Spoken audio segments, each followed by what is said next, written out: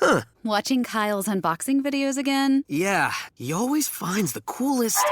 No way! A robot dog? Gotta ask where he got it. Or use your Samsung Galaxy S24 Ultra. Just draw a circle around the dog on your screen, and it shows you where to buy it right in the app. Oh, I just learned a new trick. And that for once, I beat Kyle to the next big thing. Circle it, find it with the new Galaxy S24 Ultra and circle the search with Google. Get yours now at Samsung.com. Internet connection required. Results may vary based on visuals. Why wait to see if you'll get something you like this Valentine's Day when you can go to BlueNile.com and find something you'll love? Whether you're looking to treat yourself to a little winter sparkle or show a galentine how much you appreciate them, Blue Nile offers a wide selection of high-quality designs, expert guidance, and free 30-day returns for the ultimate peace of mind. You can even design your own jewelry. Right now, save up to 50% at BlueNile.com. That's BlueNile.com. Thanks for choosing this free Anfield Index podcast. If you'd prefer to listen to this or any of our other shows without adverts, then now's the time to check out Anfield Index Pro. With AI Pro, you can supercharge your entire listening experience. You'll not only get all of our podcasts without the ads, but you'll have them far faster with our Quick Publish feature available exclusively for subscribers. AI Pro also puts you in the heart of our sound studio, with an option to listen to many of our shows live and interact with the podcasters in real time as the shows are recording. Upgrading couldn't be easier. AI Pro is available on all popular podcast platforms, and we have our own apps for Apple and Android. Just head on over to AnfieldIndexPro.com and get started today. Hello and welcome to Post-Match Raw. I am not Trev. He is at the game, overlooking one of the greatest performances ever. And Dave, I am talking about Paul Tierney. How are you doing? I'm good, mate. I'm good. And Mr. Tierney, who, you know, we have lambasted on this podcast many times, was obviously aware of the presence of one Trev Downey in the game and didn't want to be part of a Ref Watch special pod, an emergency 2-hour edition on Paul Tierney. So he kept on his good behaviour. And to be fair, the second Virgil on Nkunku thing, maybe. But other than that, I think he got everything spot on. I genuinely don't think there was anything that was even questionable other than that. Oh, I'm sure Chelsea Twitter will find something, Dave. Karl, we had a quick little chat there before the mics went live, and you said that's probably our best performance in a long while. And I mean, the first half especially, I thought was just something we've not seen for a long time. But that overall was bloody excellent. Do you know what? I'm so pleased with that performance that I've just tried to put my glasses on over my glasses, which I was already wearing. So I've gone for double glasses tonight, apparently. That's how much I don't believe what I was seeing at times. It was just sensational, honestly, from minute one. That was the kind of performance I really wish we did more often. I know that's obviously being ridiculous because you can't play at that level every single game. But I mean, from the start of matches, I wish we did that sometimes more often. And as we said on Scouted, especially against this kind of team, against a Chelsea, against United, where they're big names and they're big teams and they're big rivalries from previously, but they're not good sides at the minute. And we should just go out and absolutely monster them. And that's what we did here. And we won this game within 3 minutes of kickoff, I'd say. They just weren't at it. They just did not want it. They didn't know how to cope with it.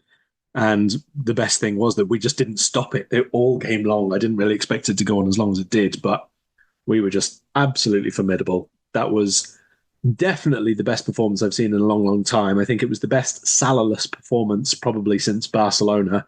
Somebody brought up the Man United game to me just after full time and said it was our best performance since then. I think this was miles better than the Man United performance in the 7-0. They were more or less level with us in performance terms, and maybe even edged it in that game up until 20 minutes gone, something like that. And then we just were really, really clinical and brilliant. This game, we were just streets ahead of them from the first minute. And that was so, so important and so, so impressive. Yeah, Dave, is that what makes us more impressive? You and Karl obviously spoke on Scouted that Chelsea are somewhat of a bogey team, if that's the right way for it, but we always have horrendous matches against them one way or the other. But just to go out from minute one, I don't think we scored till like the 20th minute, but I don't think there was a question in anyone's mind watching that game that Liverpool were going to win that game. No, there couldn't be. There couldn't be any doubt. I mean, We talked about it at the time. We went to Stamford Bridge on the opening day of the season. We scored, and then they absolutely battered us. And we should have lost that game. And we all came away from that game quite concerned about where we are and what we still needed to do. And you fast forward, to game 22 of the season, and they've come to Anfield when they've had all this time under Pochettino, when they've got a lot of their key players back fit again, and they've just been absolutely walloped. And 4-1 doesn't do justice to how dominant we were. 4-1 flatters them massively. Like, if we'd scored 7 tonight or 8 tonight, there's absolutely no way that they could complain at all. And, like, the thing is, we got 4. Darwin missed a penalty. He missed that header that hit the crossbar. Most woodwork hits in Prem history. Four hit the woodwork 4 times in one match in Premier League. In a Premier League, like, no player's ever done that before. But 2 of them, like, were like big chances that he should have scored. And if he gets those 2, and we have, like, look at the stats on the game, it's incredibly one-sided. They have 4 shots with 3 on target. Their first shot in the game was like a stoppage time in the first half. It's a hit and hope from Enzo from 25 yards that goes straight at Alisson. We should have been 4-5-0 up by half time. We were so dominant. We just absolutely rampaged all over them. And Karl said our best performance without Mo. Let's not forget we also had Trent sitting on the bench. We'd Andy Robertson sitting on the bench. Thiago's not back yet. Like, that's incredible what we've done tonight. Mm-hmm. And for Conor Bradley to come in and play like that, going up against Raheem Sterling, who's one of the great wide forwards in Premier League history, and absolutely clamp him out of the game, and then run roughshod over them going the other way.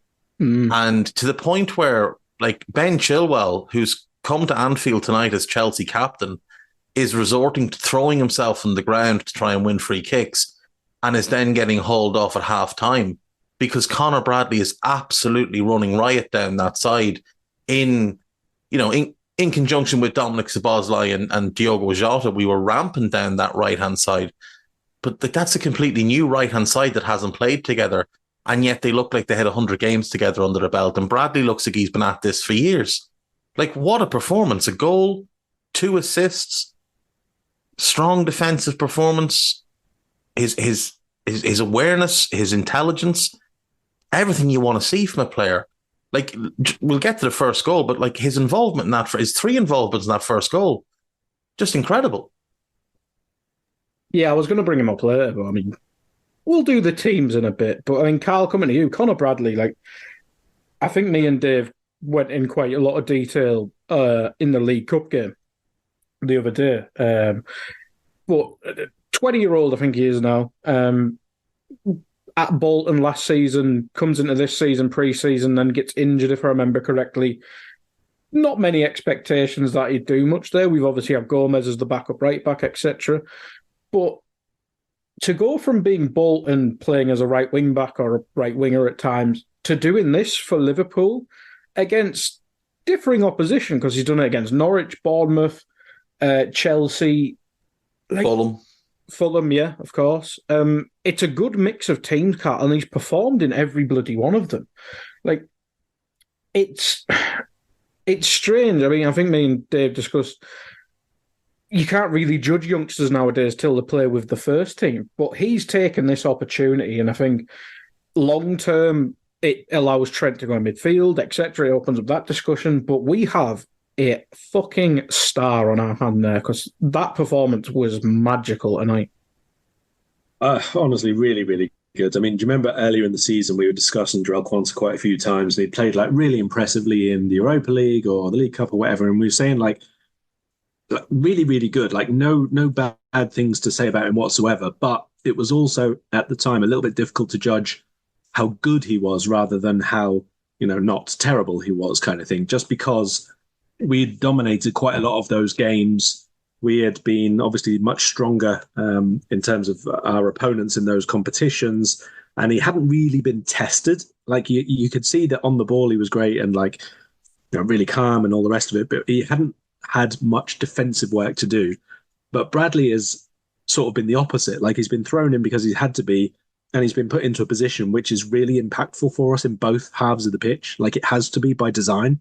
And he's just been non-stop. Like, really, really just doesn't seem bothered by doing amazing stuff. Doesn't really seem bothered when he makes a mistake either, or gets a booking, or, you know, commits a foul or anything like that.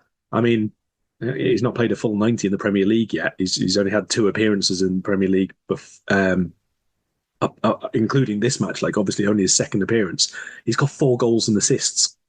Like, that's insanity in terms of the stats, in terms of actual output. But he's defended really well as well. His passing has been really, really good, and well, certainly was tonight. Maybe not all the way through against Bournemouth, but still pretty good all throughout. Energy levels obviously off the charts. He's pretty much a Robertson in terms of our fullbacks, obviously. And the way that he plays. He really is. He's a machine. He's very, I wouldn't say he's like lightning, but he is very, very quick off the mark. Like, his reaction time is obviously, his ability to recognize when there is danger and when he needs to very quickly get back into position is really good. Determination is obviously exactly where you would expect it to be for a 20-year-old playing what was only his 14th senior game for the club. And I particularly enjoyed the fact that it's 3 times in about 10 minutes at the start of the second half, he monstered Mudryk, and he didn't want to know again afterwards. Yeah, absolutely. Dave, coming to you, I mean, obviously new manager next season, etc. But say the new manager does want to move Trent into midfield. Is there any point in us going signing a right back who'd probably cost upwards of 40, 50 million when we've got that lad there, side 20-year-old? And if it does become too much for him, we can always put Gomez there. Like, is there any point? Not if they're playing wing backs, we couldn't know. We need to just, you know, he's had an incredible performance tonight. He's been brilliant for the last 2 weeks. But let's pump the brakes a little bit. We're talking about a full season of football next year under a new manager, wanting to go and win the league. He's come into a team that's flying. That helps. Like, if we were playing badly and he came in, his performances might not be the same way. It helps that the team is playing brilliantly. It enables him. It helps that Ibu is there and takes a lot of the pressure off defensively. Should he be an option next season? Absolutely. Absolutely. But I would still say you go and you buy another one, and then you have the 2 of them. Likewise, we should go and buy a left wing back and have that player and Andy Robertson, because we want to be doing this every year. We want to be going for a quadruple. We want to be playing 60 games. And if Conor Bradley starts 25 and gets 15 sub-appearances next season, that's brilliant. And if he then continues to develop, well, the right back we buy, let's say it's Jeremy Frimpong, and he comes in and it pushes him and he does brilliantly, well, maybe then we sell him on for double the money in 2 years. Probably let you buy an older right back as well if we do want to develop him. So if we want to buy an established right back. Yeah. So someone established, someone with, 100, 150 games under their belt, someone with, 3 to 4 seasons of senior football under their belt.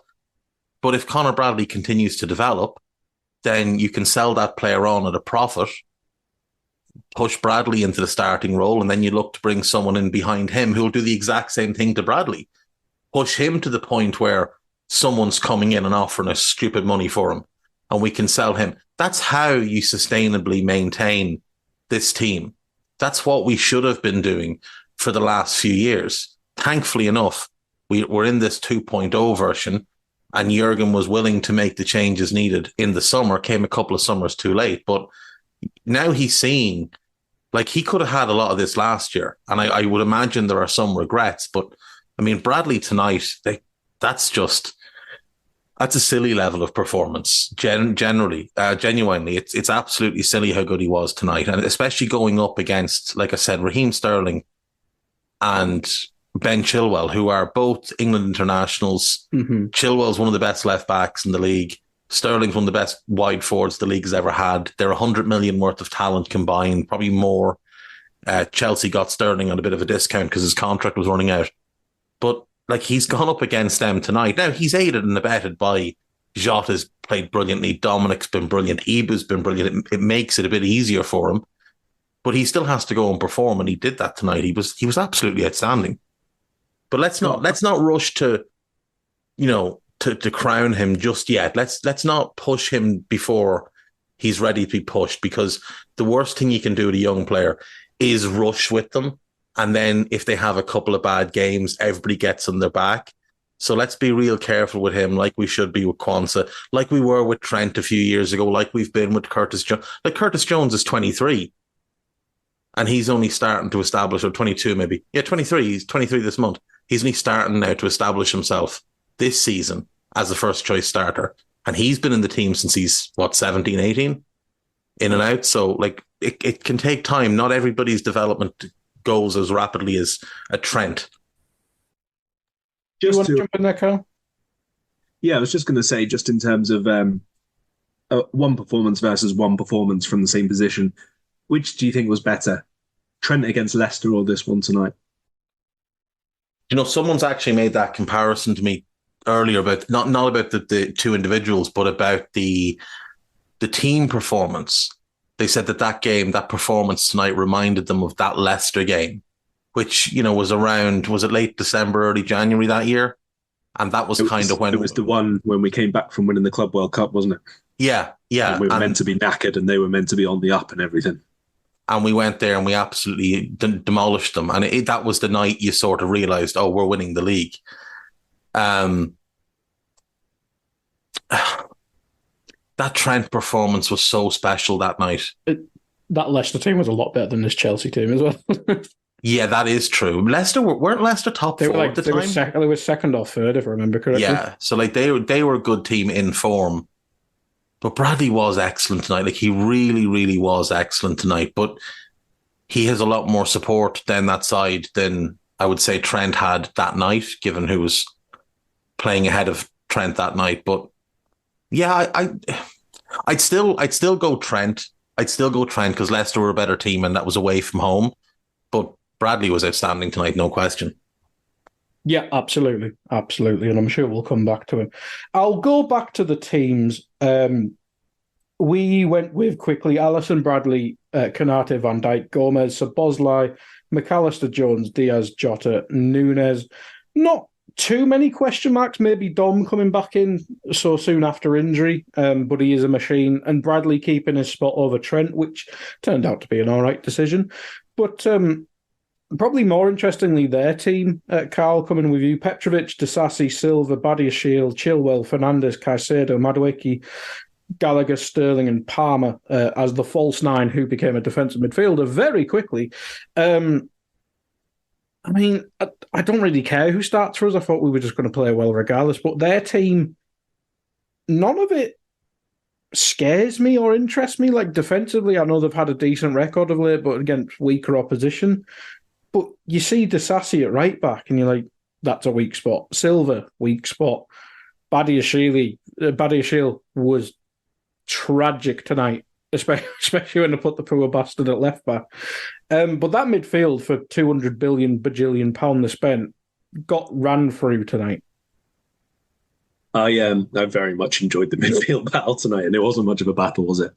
I mean, I know we've spoken about Bradley and best player on the park, fine, but I thought we had like 3.5 10 out of 10 performers tonight. I thought McAllister was sensational. Oh my god, he was so good tonight, so good. And Diaz and Jota both off the unbelievable. And Nunez, I know that there's going to be a split camp on this, so we'll come to him and discuss him separately, right?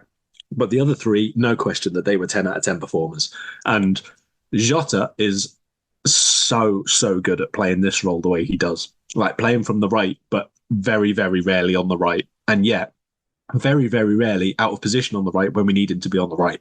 Like this was just a really, really, really good performance in terms of spaces picked up, where he's able to turn the ball between the lines. The combination play between the front three was probably as good as I've seen it all season. McAllister was just off the charts. He absolutely dominated anybody who came near him. He was so good. We were a lot quicker, a lot more physical. Caicedo didn't like this game at all, one little bit. He didn't like anything about this performance tonight. Didn't appreciate coming up against players who were quicker than him, who could win 50-50s better than him, who were able to make him hurry up instead of him doing it to other people. That's Chelsea. Like we said in the scouted, there's a lot of good components to this team, but they're not a team. Right? There's just a wild disconnect between each line, one after the other, but also between what is supposed to be partnerships between this line. I don't really enjoy Dizazi at right back that much, but I think he's been a pretty good performer for them overall this season. Badiashile I've never really liked at all. I just don't think he's a very good defender. And we saw when they were together at Monaco, well, we already know that they're not an elite level centre-back pairing, so I'm not really sure why splitting them up, putting Thiago Silva between them, putting at least one of them out of position is going to improve matters. It just doesn't. It doesn't work that way. And, you know, like we said, the rest of the midfield, just a wild disconnect there between how they're progressing the ball, how they attempt to move forward as a unit. Like we saw so much rotation tonight between Szoboszlai, McAllister and Jones and Jota and later on Gakpo. And there's no excuse to say that these are, you know, a Jurgen Klopp team's been together for longer than a Pochettino team, because 3 of those players haven't been here for longer than 12 months. Right? And Gakpo was only one who came halfway through the year and hasn't hardly played in midfield, but even he knows the rotations far better than Caicedo, Enzo Fernandez and Gallagher do. It's just a lot better put together from our perspective, even with the players who only arrived in summer. And Chelsea still have just a long way to go to have real connections between the players who they have in the lineup, even though that lineup itself keeps rotating too much as well at the minute. Yeah, we'll maybe delve into their performance a bit later on in the collective, because it was shocking. All right, let's get through some of the events then. As you both mentioned, we start off really well. It felt like once Diaz clicked into the game, I thought we were just going to win instantly, because I think he broke down a couple of attacks earlier on, but he did look dangerous. 5 minutes in, we have that Bradley pass to Nunes, and he tries to dink it over the keeper. Just goes straight to his hands. 6 minutes in, Dave, bit of contentious decision-making on Chelsea Twitter. Gallagher pen, knee contact with Van Dijk? Nah, not for me. Not for me. He's not in full control of the ball. He's just launched himself into Virgil as well. Like, he's gone in there. It's a bad touch. He's looking for a penalty, and he rightly doesn't get it. There's no contention there at all for me. The reason I think a lot of people on Twitter are claiming it is, and by a lot of people I mean Chelsea fans, is because Ali McCoist is a moron and started rattling on about how it was definitely a penalty for him. And then they go to half-time and you've got Joe Cole. Or actually, they didn't even go to half-time. They had Joe Cole come in during the commentary. And Joe Cole might be the dumbest person working in the football sphere. And I say that knowing full well that there's Danny Murphy and what's that former the baldy right back that used to play for City? Danny Mills. I say that knowing that both of them tick. Well, Rio was in the studio, wasn't he? Imagine sitting next to Rio Ferdinand and he looks like the clever one. Like, for the love of Jesus. No, that's never a penalty. Never a penalty, in my opinion. I wouldn't call for us to get a penalty for that. It's a bad touch. And he just kind of lobs himself into Virgil, looking for the contact. No way. Not for me.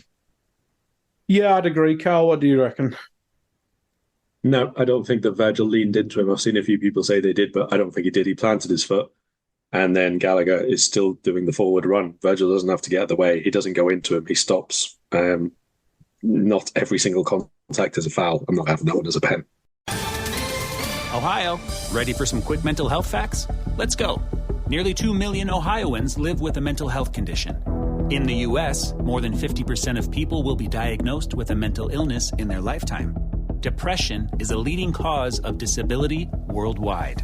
So why are some of us still stigmatizing people living with a mental health condition when we know all of this? Let's listen to the facts and beat the stigma. Ohio, challenge what you know about mental health at beatthestigma.org. Are you that person who has everything? The coolest merch and those must-have fan threads? Well, over at our Anfield Index shop, we've gone that extra mile when it comes to pimping up your Liverpool collection. From our popular range of bespoke design t-shirts, sweaters, hoodies and hats, to our signature edition mugs, prints and coasters, all provided with fast worldwide shipping. We have something for every red. We also stock official LFC merchandise and are licensed with the Premier League and UEFA to sell official iron-on shirt badges and sleeve patches. As a listener to this podcast, you can get 10% off everything with coupon code AIPRO10. Just head over to AnfieldIndex.shop or find us on Etsy by searching for Anfield Index. Yep, I'd agree with you both. We'll rattle through some of these. Núñez has a shot from 25 yards, about the first of 75 in this game. Do you want to just say that over and over again? Yeah, I'll edit this bit and then just put it back in. Again, I'll probably copy and paste this bit. Lovely Mac pass. Diaz breaks down another promising attack. He probably starts to really come into the game after this early 10 minutes or 15 minutes or so. Darwin shot from range again after Mac wins the ball in midfield. Fantastic Ibu pass to Darwin, left-footed volley saved onto the post. Quick question to you, Dave. That keeper, he seems all right. Random from MLS. I mean, considering they spent, 25, 30 mil on Sanchez? It's just, that's the funny part about it. They paid 25 million for Sanchez and then played him until he got injured. And this fella was sitting on the bench, and he does look a much better goalkeeper than Robert Sanchez. He certainly looks better than the dross they had there last year. He looks a decent keeper. He's been beaten 4 times tonight, but without him, I mean, it's probably approaching double figures. Without him, and if the goals are maybe 2 or 3 inches bigger, it's probably approaching double figures. So, yeah, I mean, he does have, like, he looks big. He's athletic. He's a good shot stopper. Little bit questionable with his feet and not the best on crosses, I'd say, but he's young enough that he can develop those things. I know he's 23, 24, but that's still very young for a goalkeeper.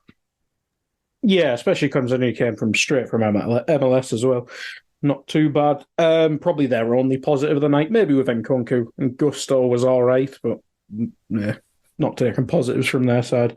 Where are we? Dom Diag to Darwin. I mean, the Diags tonight. God, sensational. Diaz heads wide. And Karl, 22nd minute. Brilliant by Bradley, winning the ball back. Jota just ricochets through their centre-backs. Bit Luis Suarez-esque, that's what we'll go with. And just slots it home past the goalkeeper. I mean, everything from it. The win back by Bradley, the going through the centre-backs, and the finish itself. It's a fabulous goal. It's a very Jota goal, isn't it? Like, really good movement, really good first touch, a bit bouncy and bobbly and fortunate, and then a finish by any means necessary. Like, it's a little bit scruffy, but it's brilliant. It's so incisive is a good word for it. Like, he spots the gap, and not everybody would just try and burst through that. 2 defenders, neither of them really taking control of the situation. I thought Thiago Silva was shite tonight, really shite. He was awful. I mean, you mentioned Badiashile, and he had bad decision-making moments, no question about it. And obviously for the last goal that we'll get to in time, he was particularly terrible. But Silva just had zero impact, zero control, zero organisation, just nothing at all. There was just an empty shirt there tonight. That was maybe the worst I've seen him perform. I don't even know how long. Like, I know we made him look bad, but he was just nothing tonight whatsoever. He very, very much looked his age.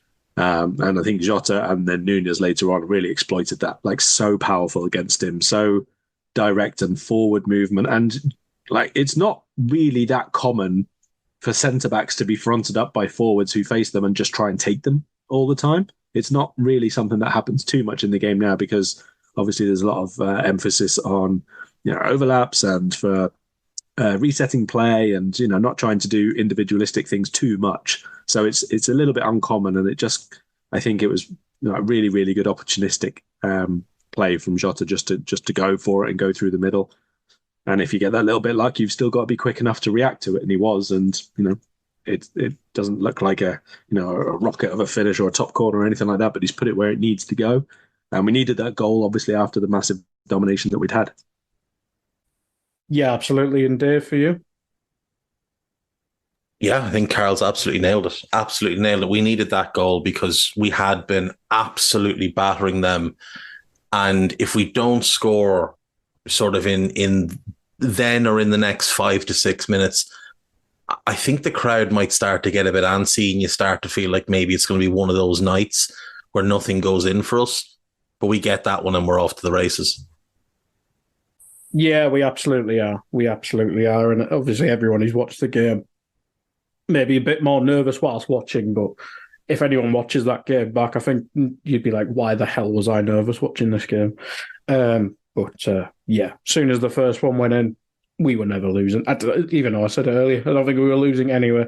They get a bit more of the ball after the goal, but I think it's more us letting them have the ball just to see if we get any space on the counter-attack.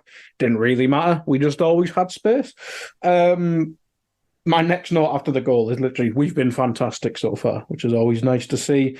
Some lovely interplay by Gomez and Jones. Jones has a nice little shot just inside the box. Leads to a Darwin doing a mad overhead kick thing, which probably would have went in any other weekday. Free kick to us. Our set pieces was probably the only negative from tonight because they were god awful. Chilwell booked for diving, fantastic. And Dave, the second goal, Connor Bradley, it's a fantastic finish. But again, the work in midfield by Mack winning the ball back, and then Diaz turns a couple of the players in midfield. But the run, and maybe want to touch on Chelsea's defending as well, because he has a million miles of space to run into. But the run, the work in midfield, again, it was fantastic from us. Yeah, I mean, again, like the first goal, it's that aggressive winning the ball back and not letting them get into our territory. And then lightning quick into transition, turning them round with limited numbers and players all over the place. God only knows why Ben Chilwell is in that position and decides to start wrestling with Jota rather than getting back to play his actual position. But it's brilliant from Diaz. It's the perfect ball. Bradley takes a really good first touch, and then he changes the angle really, really cleverly and doesn't let the keeper set his feet, and then fires it across. It's a brilliant goal. It's absolutely brilliant. There's three lads. Well, there's three lads actually involved, but Darwin also makes a brilliant run to keep the centre backs honest, go across the other side, so they can't all just plough across at Bradley. And Jota does whatever it is that he did to Ben Chilwell, and just, Chilwell loses his head. He takes himself out of the game completely by getting involved in a wrestling match, and it's brilliant from Bradley. It's absolutely brilliant. Like, again, like I said earlier, he looks like a fella that's been at this years. Like, he strides onto that ball at full pelt, and there's never a doubt that he's at least going to hit the target and make the keeper work. You don't know that he's going to score, but you know that he's going to get the ball out of his feet, he's going to get a shot away, and he's going to get it on target because he just looks so relaxed and confident. What really impresses me with Bradley is sometimes you see academy players come into the first team, and it always looks like the game is that 15% too fast for them. Like they're really, really struggling, or at the very best, they're right at the maximum of their ability just to survive in the game. And this fella looks like he could play it in a pair of slippers with a house coat and a cigar. He just looks so at home. And when he comes onto that ball, like, if that was, let's say it had come from the other side and that ball was slipped to Andy Robertson, I would have very little confidence in Andy Robertson scoring. But with Connor Bradley, I was like, I think he's going to score here. I know he's going to get it on target. And he scores. It's a brilliant goal. And you know how we know he belongs? When he celebrates, it's a good celebration. He doesn't just run around like a fucking idiot like Divock Origi. Emre Can knee slide. We missed him. Need him back. That's the thing. Beautiful stuff. He's clearly planned that. That's a confident kid. I was just having a quick look there before we started. When do you reckon was the last time a Northern Irish player produced that level of performance in the Premier League? A Northern Irish player produced that level of performance. I mean, look. Well, Will Grigg was above that level. But Will Grigg didn't play in the Premier League. No, he was a different level. He was a League One level player. He is the best chant in the history of football. Exactly. I mean, it's got to be... Johnny Evans has had some great performances over the years. Yeah, Johnny Evans had some great performances over the years. Stephen Davis would have had some really good performances over the years with Southampton as well. but I'm not sure they were ever as good as that. Yeah, I didn't mean Johnny Evans' best game. I mean his last best game or great game, whatever, obviously. The only other ones I could think of really would be like Jamal Lewis when he was like first coming through, maybe. Not to that level. In the championship, Jamal Lewis had some incredible performances when it was him and Max Aarons. And he came up and he looked very much at home. And obviously we tried to buy him from Norwich. He's a very good player. I'm not sure he's got that final third ability. I'm not sure he ever had a final third performance like what we saw from Bradley tonight, where he makes the first goal with a brilliant win back, a forceful run, a good pass, and then the clever run to keep the defence split. Then he scores that goal, and then he produces that cross for the third.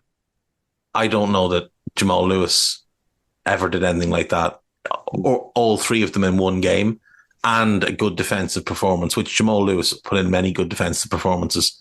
I'd like to see him get his career back on track, but I don't know. Like I don't know. David Healy in the chat. Discord chat, that's a legend right there. David Healy. That wasn't Premier League, was it? That wasn't Premier League. David Healy was a good goal scorer, but I'm struggling to think of Northern at the Irish Premier players, League level. He wouldn't have done that. Can't remember. Was it Sunderland he was at in the Premier League just for a little bit? I can't even remember now. Yeah, he was at Fulham for a year and Sunderland for a year and a half, and in 43 Premier League games he scored 5 goals. David Healy was a good player, a very good championship level, kind of second striker, busy, bustly little player. But like the thing is, Northern Ireland, like the Republic, haven't had a lot of great high-end Premier League players over the last 20 years. Yeah. So you would really be having to go into the archives to find something of that level. Like even like the George very best of, yeah, that's the thing. Like, but like the very best of Johnny Evans as a centre back, I don't even know that he's going. Like he certainly wouldn't have had a game where he produced like. No, but like in Conor Bradley relative terms, he would have had like standout United. Yeah, he would have definitely had standout games for certain. Maybe like Keith Gillespie in an attacking sense at some point. His peak at Newcastle, maybe. That's a fair shout. Yeah, that's a really good shout. But that's behind or before Johnny Evans anyway, isn't it? So yeah, that's late 90s, kind of mid to late 90s. Him one wing and Ginola the next. Actually, now that you mention Keith Gillespie, Bradley runs a lot like Keith Gillespie, that kind of same, very similar to Robbo, that kind of scampering style, but like he controls his body really well. He can throw a defender with a little drop of the shoulder and go on the outside. He's got that right burst of pace. Bradley's not rapid, but he's quick enough. Ash in chat's mentioned Ian Dowie. No. No, God, no. He may not have got 4 goals or assists in his entire Premier League career, to be perfectly honest. No, Ian Dowie was a good grafting forward that, you know, you'd throw him on for the last 10 minutes to get you something, or just so you'd have a long ball outlet. But other than being arguably the ugliest player to ever play in the Premier League, Ian Dowie doesn't have too many standout moments. He gave us that great Andy Johnson 70 penalty season, though. That's all that matters.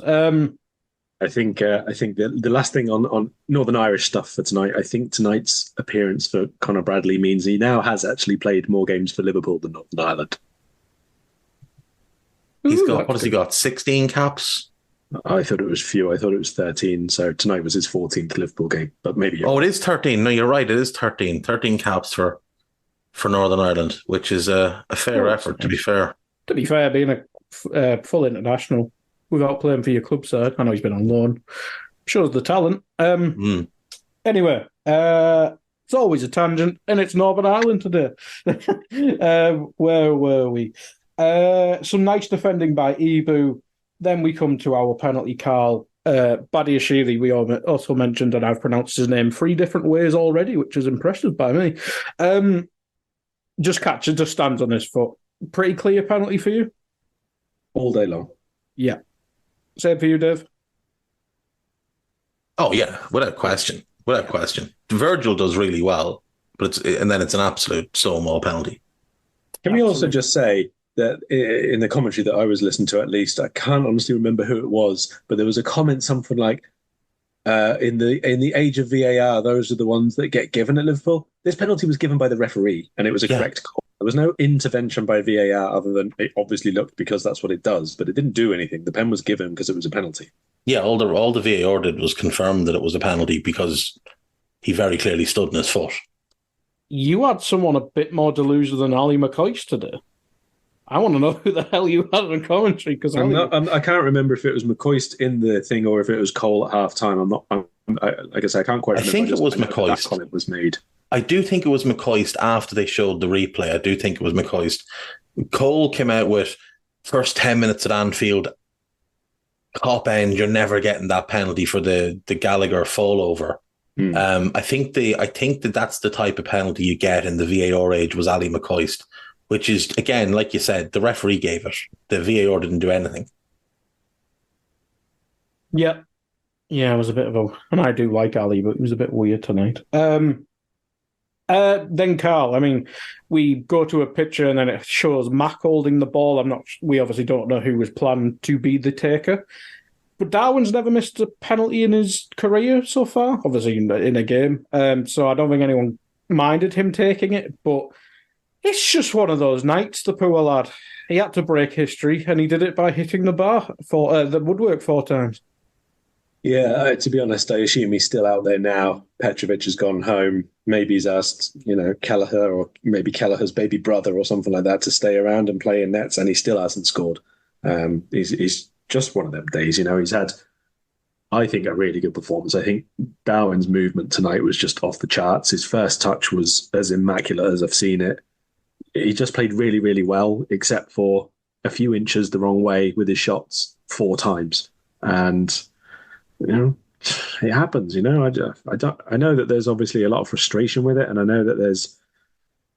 And one of them, to be fair, is a great save. Like, it's a genuinely excellent save. It is. I mean, look, the penalty hitting the post, like, fine, okay, he should score, but he's done, everything that he should do in terms of he's picked his spot, he's hit it really well, he's firmly, he sent the keeper the wrong way, but it's hit the post, right? Fine. You shouldn't hit the post, you should score, whatever. But people miss penalties. It would have happened to him eventually. Moore's missed, 2, 3 this season? Yeah, I think he's missed, 5 of his last 11 or something like that? Something like that. And obviously he scored a couple of rebounds, so it helps. But yeah, like Darwin tonight, whatever, records get broken and matches are had. I think, did they say Suarez with 13 shots was our record in one game? Yeah, I think so. That was probably one of the games he scored like a hat-trick in, wasn't it? Because it was against Norwich, so he always scored a hat-trick. Darwin would play this game again and score 5. The exact same match, he scores 5 another night. Another night later on this season, he'll have probably 2 or 3 shots and get a hat-trick. It's just where Darwin is. Newcastle game. I mean, look, at the weekend would suit me fine. Do it against Arsenal. Just have 2 shots, scuff them, miss-hit them, and they both end up in the back of the net, and it's fine. But like, we are talking really, really fine margins between a player who has 7 goals this season in the Premier League and a player who has 20 and is the league's top scorer. Like, 13 woodworks is ridiculous, obviously. And 4 in the same game is also ridiculous, obviously. And we know that Darwin does ridiculous stuff at times, but suck it up, because we can obviously see that there's enough stuff around his game and enough danger that he constantly creates and enough really good interplay with the other forwards and stuff that a year from now or 4 weeks from now or a year and a half from now, when it happens, when it explodes, when he hits that run of form that everything he touches goes in, we've probably got a 30-goal a season forward here. Yeah. Plus all the assists, plus all the stuff he does off the ball. I remember the season, the 12-13 season, before Suarez really exploded in the January and went on that. Everything. He was hitting the post. The same in Kenny's last year. He kept hitting the post, hitting the crossbar. He had a run of really bad luck, and then everything just clicked into place. And again, I'm not saying he'll be Suarez, but I do think he's going to be a really, really formidable goal scorer. And if you look at his all-round game and take every single section of his game, his hold-up play has improved massively. His first touch is now immaculate. His link play is incredible. Like, some of the layoffs in that tonight were absolutely magnificent. Pressing's his pressing is just, he's like a different player. His running into the channels, his creation of chances for others, all of them have gone from like a 3 out of 10 to like 8s and 9s out of 10. The finishing is the last bit for Darwin. But I would rather have a striker who impacts the game in as many ways as he does and impacts winning in as many ways as he does than a guy who does nothing other than score goals. Because we don't need a guy who does nothing other than score goals. We need a guy doing what he's doing. And the goals will come. There's we no have the question consistency of Jota and Mo with him. So exactly. He's not the only one. That's the thing. And like, we're getting goals now from midfield as well. We're getting goals from Szoboszlai. We're getting goals from Curtis. Alexis, if he had more freedom, would add goals. Diaz has got goals. Gakpo's got goals. We get goals from the defence as well. Like, we don't need Darwin to be 30 goals a season. We need him to keep doing what he's doing. And we need to trust that his development arc will eventually hit a point where he is putting everything into the corners. Like, let's not forget as well, yes, he's, 24, 25, but he has only played a small amount of football in his career. Darwin Núñez has about the same number of career minutes as Ryan Gravenberch. And we keep being told, oh, Gravenberch's only 21, give him time, give him time. He's got about the same numbers of career minutes as Darwin does. So if we're going to give one of them time, shouldn't we give the other one equal amounts of time? Because the age thing is irrelevant. Football age is different to actual age. Some players can play way on. Some players excel early. Darwin might just be a very late bloomer who really kicks into top form from like 26 onwards. We've seen it happen a bunch of times before. Look at Didier Drogba. Look at Ian Wright. Look at Jamie Vardy. You know, these guys were lower league players in Jamie Vardy's case at the same age Darwin is at now. And then look what he was capable of in terms of goal scoring. And he was a chaos merchant in similar ways to what Darwin is. But he developed his all-round game. And then the goal scoring came with it.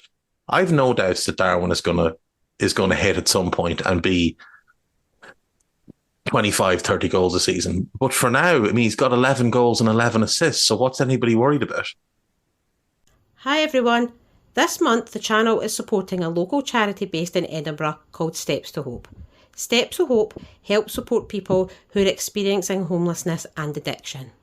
The founder of the charity, Richard Roncero, is currently doing a Sleep Rough campaign where he is sleeping rough on the streets in 8 different cities for 8 weeks.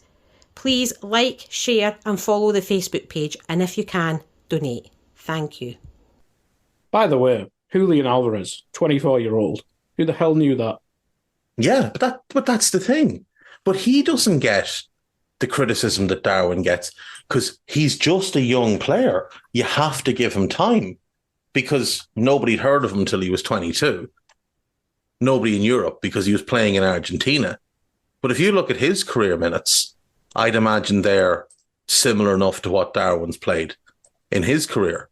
And yet he gets treated like he's some sort of child, and Darwin, people act like this is the finished version. Yeah, a bit strange. Might have to compare the minutes there for another pod, see what the development's like. Right, we'll go into halftime, and Dave, I'll stick with you. They make a triple sub. Basically panic stations for them. They bring on Nkunku, Gusto, and who the hell else came on? Nkunku, Gusto, Mudryk. Mikhail Mudryk, yeah. Yeah, so obviously bringing on Nkunku and bringing on a right back probably fixes some of their issues, but it does mean Badiashile goes to left back, which he looked a lot more uncomfortable than Disasi did at right back. So a mixed bag of subs there, but certainly Nkunku and Gusto did help kind of settle for a little bit, but not really help overall. Yeah, I mean, unquestionably, just for the sake of accuracy, Darwin has played 900 or so minutes more than Julian Alvarez in his career. Right. He's 6 months older than him. And yet one is treated like a child and the other gets treated like he should be the finished article. Yeah, they make the triple substitution. Clearly, like you said, panic stations. So many of their players had just stank the place out. First half, as I said, with Ben Chilwell, he is one of the best left backs in the league. I wouldn't take that away from him, but he's not a captain by any stretch. Yeah, it's strange though. He was terrible defensively, and the only thing he offered going forward was 2 quite blatant dives, and I would imagine he was taken off because he was probably going to get sent off for the diving. Mudeki had no impact first half, so they bring on Mudryk. Interesting little fact on Mikhailo Mudryk. He's now played twice at Anfield. Tonight he was marked by a fella who was born in the year 2003, and the last time he played at Anfield, he was marked by a fella who made his debut in 2003. So that's you feel nice. Old, doesn't it? That's nice for Mikhailo. He stank the place out against Conor Bradley tonight. He did have a decent game. I still remember that game where he came on against us for Chelsea in one of his, I think it might have even been his debut, and he came on against Milner and he ran him ragged for like 15 minutes. Oh, he's a bargain, Arsenal. Yeah, they were all excited, and we're like, he's up against James Milner, who's like 45, like settle down. Yeah, they make the triple sub, and to be fair, for about 3 minutes, it looked like it might have an impact, and then we were like, oh no, these are still shit, and we just got back on top of them. Yeah, basically. That Mudryk chance was 50 minutes. On the 50th minute, he's shit, lads. Like, Karl, I mean, that's their big moment of the game to get back into it, I suppose, or somewhat give them a chance. But yeah, Mudryk just spoons it over when they cut us down their right hand side. Yeah, I mean, I do think that the way we were tonight, whether they score this chance, whether they get the penalty that we'll get to in a bit, any of these things happen, I think we just go up the other end and carry on doing our thing and probably score again, maybe even score again twice. I just think that we were so on it tonight that they had a couple of moments and they had to make them count, and they missed their ones, and then they obviously got, let's say, denied another opportunity to do so. So I don't think I have seen, since he came to England, Mudryk put 2 performances back to back together, and even the ones where he is kind of good, sometimes they are fleeting and in and out of the game. I think he's got a long way to go yet before he even justifies being a starting 11 player, let alone the price tag. Yeah, he screams of a loan to somewhere next season. I thought you were going to say a loan to Sunderland, and I was going to say that sounds about right. Well, Jack Clark, straight swap. Jack Clark's on his way out. straight swap. But the thing is, right, he is lightning quick. He does have good feet. The thing for me is, he just screams to me, play him right wing and simplify his game. Just have him square up fullbacks and attack them. Give him an attacking right back, have him run at people in combination with a right back who's overlapping, and just have him doing cutbacks and balls across the face of goal. And don't ask him to do anything else. Literally simplify his game the way Nuno did for Adama Traore a few years ago, where he put him on the right of the front 3 and just told him, just take the man on and whip the ball across. Low and hard every time. Don't do anything else. I'll have you know that was Tony Pulis who did that. Oh, Tony Pulis, me arse. Tony Pulis told him to get up for them high balls. You're playing the Jonathan Walters role today, lad. But I think that's what you do at Mudryk. I think if Klopp got his hands on him, that's probably what he would have done, was just turned him into a Mo backup, but not a Mo type. Just beat the man and whip it across. Beat the man, whip it across. Don't do anything else. Just get that ball across low and hard and forget about everything else. And I think if he did that and he got a run of assists going, I think he'd grow in confidence. The fella looks like he doesn't want to play football at the moment. Like, he came on, he was full of life, he missed that chance, and that was kind of it. He just disappeared out of the game. He probably needed a move between. I know he was going to go to Arsenal, which probably would have been just as bad a move, to be fair, because he's nowhere near Saka. And Martinelli's obviously developed well, but if he moved into mainland Europe, he should have gone to Brentford. Brentford tried to sign him 6 months beforehand. He was going to go to Brentford the summer beforehand for 18 million. He had a good run in the Champions League, and all of a sudden teams are paying 18, or well, 62 million and add-ons to 90 for him. It's just madness, like absolute madness. Yep, a very strange deal there. Yeah, basically, this is till we make subs. Chelsea's partaking in this game finishes. Jota winning the ball high again. Brilliant defending by Bradley on Nkunku, who did bring something to them, to be fair, but, well, he is probably their best attacker. So, yeah. Bradley wins a free kick up high. Some lovely play. Dummy's a Mac pass that goes through to Darwin. A tame shot, but it's probably the only tame shot he took all day, to be fair to him. And then Karl, 64th minute, 3-0. Van Dijk with a textbook pass.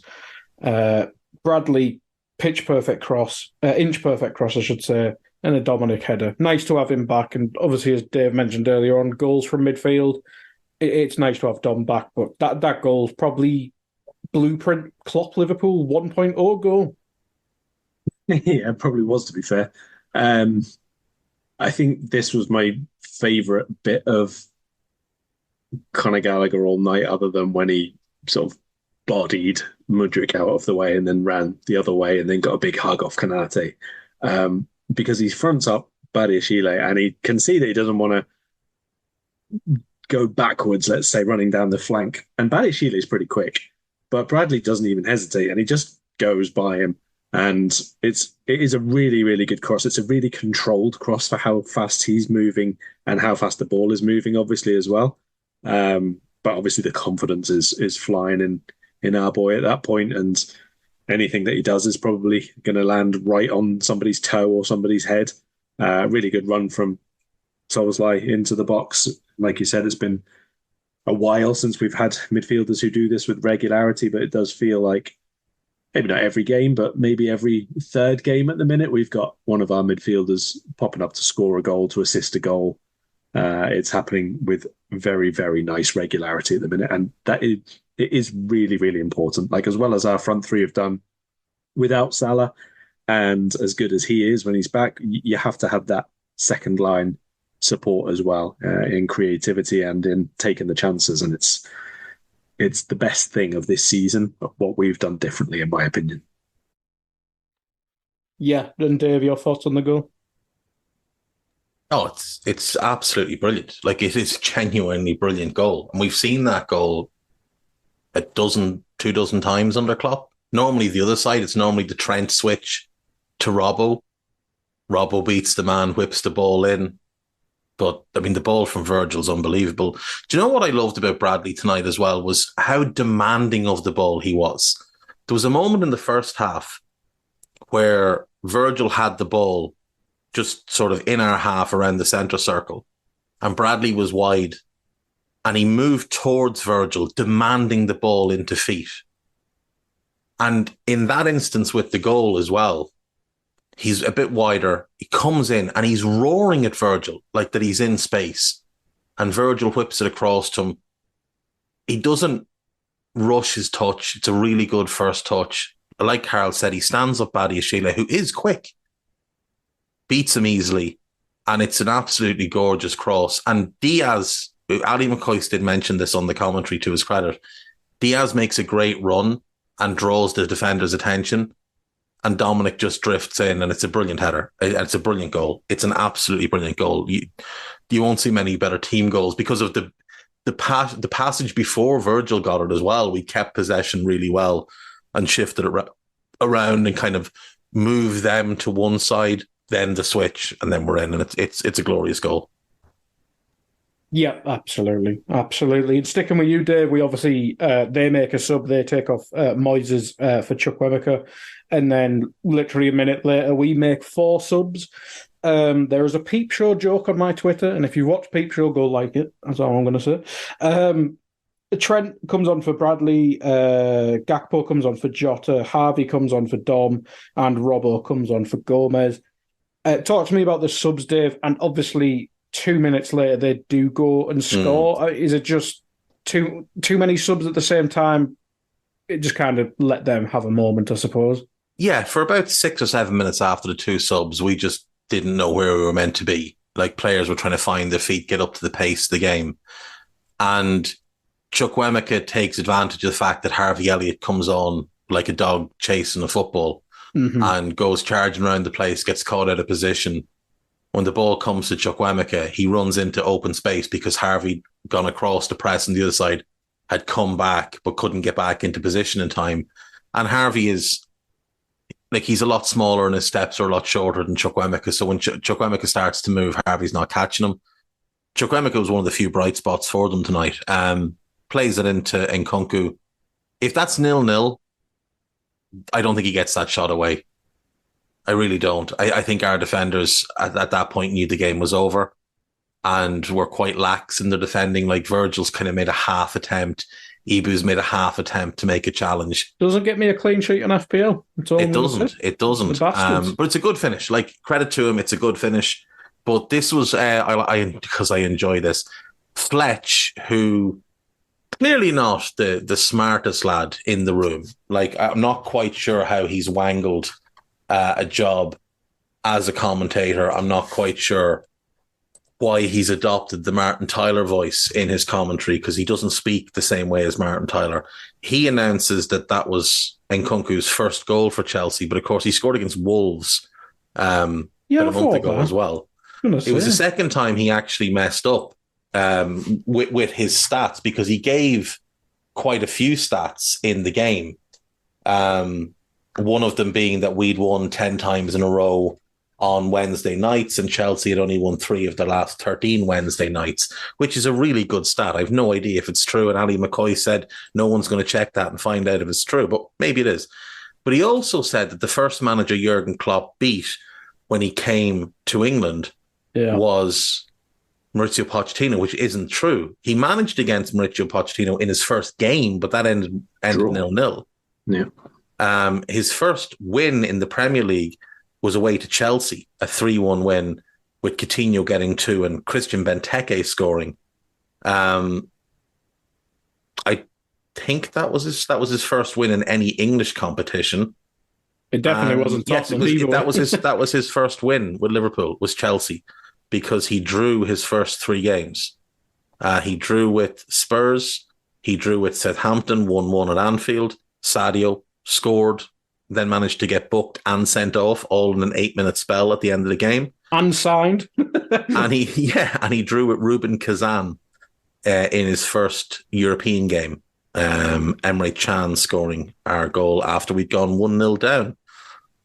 So two missteps by Fletch tonight, and I'm sure Downey somewhere will smile knowing that those were picked up on, because he's not a fan of Fletch either. But he had greater work to do tonight. But it's a good finish. And Nkunku's a very good player. He's going to be very good for Chelsea. And he's one of the few pieces that you can say in 3 to 4 years, he'll probably be a functional, foundational piece for them. Everyone got bored and moved. We beat Bournemouth in Klopp's first win. In the Cup, Nathaniel Klein scored. God, what a depressing time. The League Cup. League Cup, Eddie Howe, their manager. League Cup. Well, they were a championship team, weren't they? Still? No, they were Premier League 50. They were in the Premier League at that point, I think.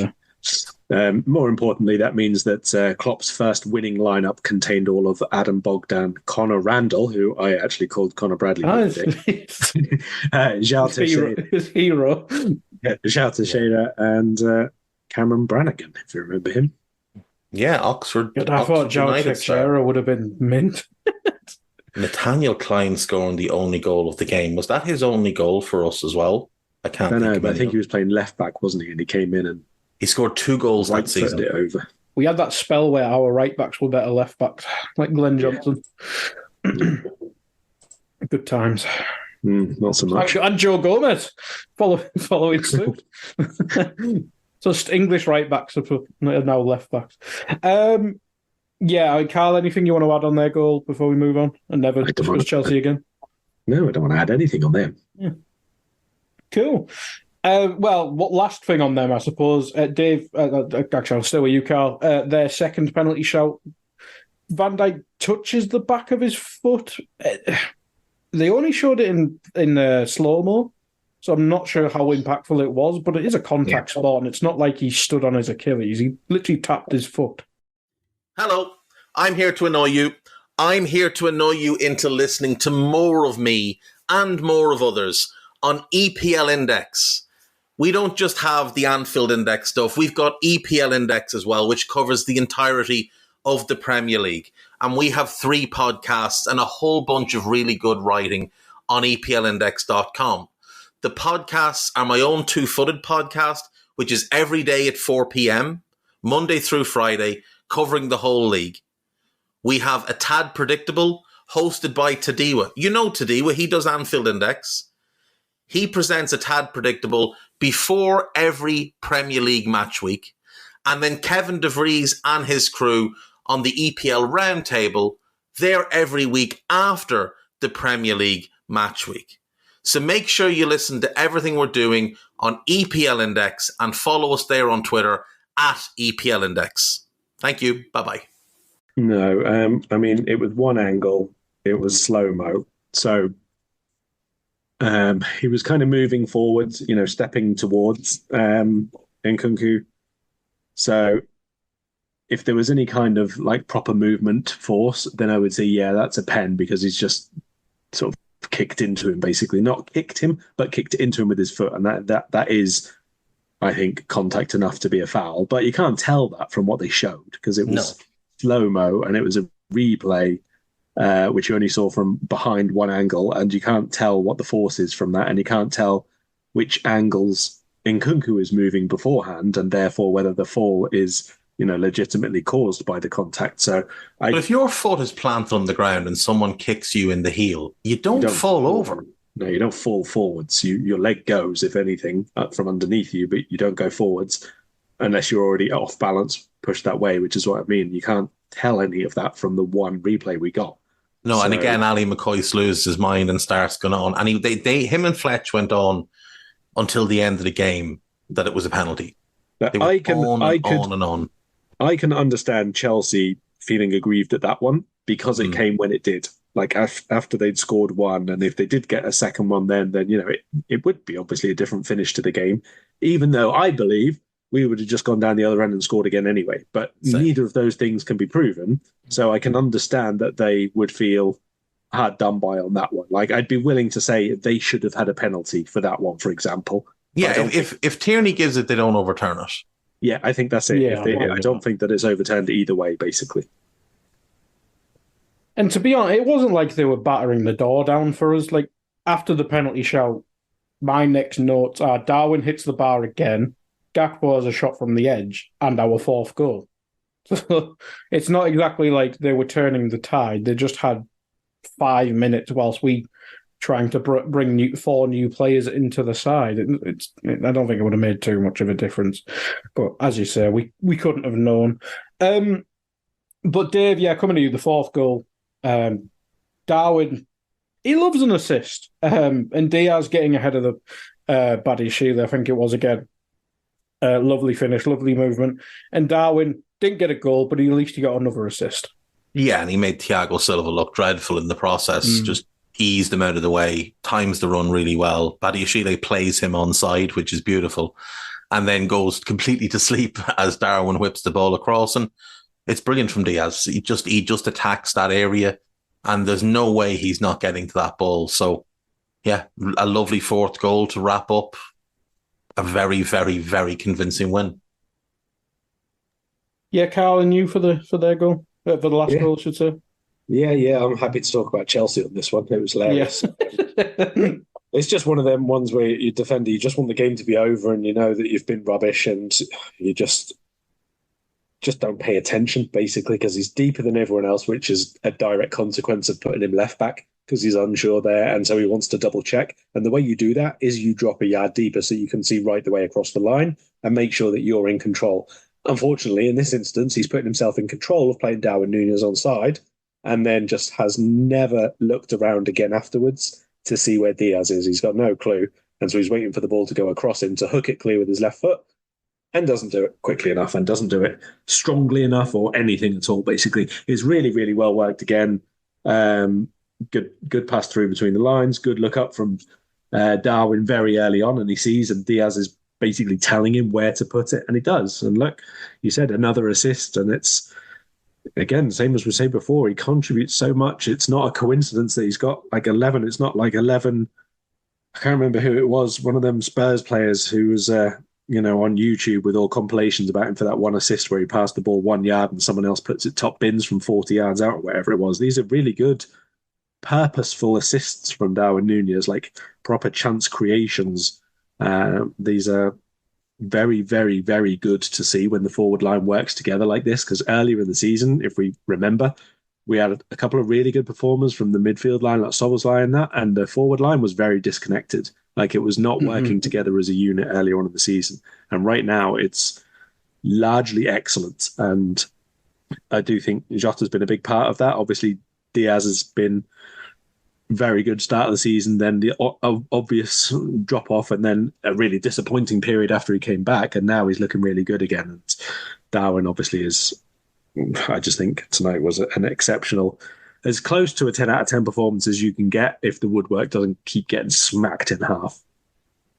Yeah, that's the thing. Even someone like Gakpo, like he's scoring in the League Cup at least. So all our forwards are now performing really, so it's just a great sign. But Dave, your final thoughts, because there isn't too much left after their goal. You obviously bring on Clark. Matt gets in. We all thought he got injured for a second. Everyone kind of crapped themselves collectively, but he did come back on and didn't seem to be limping or struggling or anything. So hopefully that wasn't just adrenaline and he wasn't going mad, but he did seem fine at least. But your final thoughts and any plugs as well, obviously. Yeah, I think it was that knee-to-knee contact can often be sore. It's a bastard, isn't it? Yeah, but like when he comes back on, he seemed to run it off and he seemed to be fine at the end. So fingers crossed he's okay for the weekend. It was interesting that he brought on Clark rather than Gravenberch. Little bit strange, that one. I just assumed Gravenberch might be just rewarding Clark.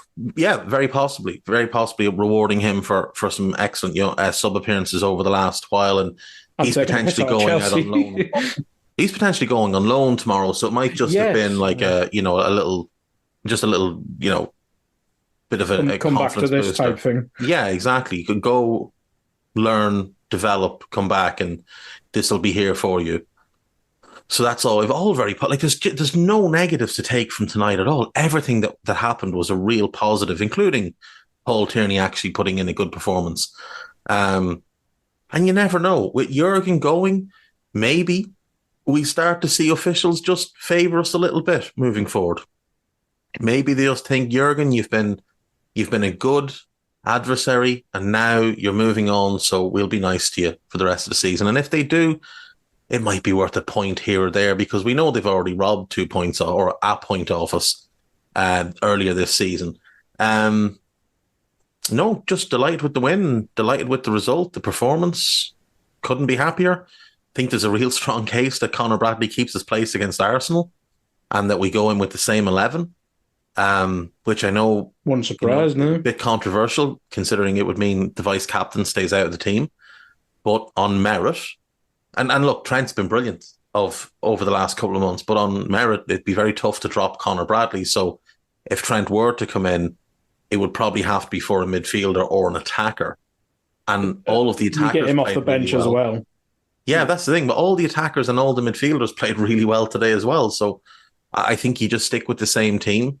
Mm-hmm. And yeah, you have Trent for the last 30 minutes in whatever role you need him. So yeah, all very positive. So on to the next one. Absolutely. And Karl, final thoughts and plugs from you? Final thoughts, I think, would be that it's probably worth pointing out that even the players we haven't really spoken about were largely really good today. Like Gomez was really good. Like there's nothing to say about it. Jones was really good. There wasn't a bad performance. Like even Alisson didn't have anything to do apart from pick the ball out of the net, but his footwork was brilliant. His passing out was brilliant. His outside the boot passes for days, loves it. The Travella was unlocked. I mean, I do get a little bit nervous when he does those outside of the boot, the opposite way he's facing out, sort of curling to the opposite side of the pitch, only because that's how he injured himself against Man City, isn't it? Doing one of those clearances. So oh God, don't remind me. A little bit nervy when he does those every single time. But I mean, like as long as there's no bruising for McAllister, which sort of swells up after the match. That's sort of more the concern in that kind of a impact injury. Then yeah, this was just everything about this game was really, really, really, really pleasing, and you hope that that's what we can produce again in the next game, because that is the big one away to Arsenal. In theory, second hardest game of the season, Premier League terms. So we've really got to be at it. You hope that all the players who were exceptional today can produce that kind of consistency in their game now. I think McAllister's, Bradley was the best performance, but I think McAllister's might be the most important performance in terms of what we need for the rest of the season from that position. His off-the-ball work, his defensive work was just sensational today. 8 tackles he won. That's just, better than Fabinho levels of numbers in this kind of a game, Considering the player we bought, his development is just fantastic. This is comfortably the best performance he's put in his role. Maybe whether you think he's been better on the ball or not, for his role, his tactical job in the team, this was the best one by an absolute mile. So fingers crossed, same again at the weekend. Everybody was brilliant tonight. I haven't made up my mind on whether I would change things or not. I definitely wouldn't be taking Joe Gomez out. So I do think it's just a matter of, does Trent come back in, and if so, where? Yep, and you can both discuss that on Scouted, which I'm guessing will be tomorrow or Friday. Yep. Free plug. That's it, ladies and gentlemen. I'm guessing, I know Trev's back on Sunday, unless he's still out on the sesh with Harinder. But he'll be back in the hosting seat. And till then, or till next time, whenever the hell I'm on, thank you for listening. Goodbye.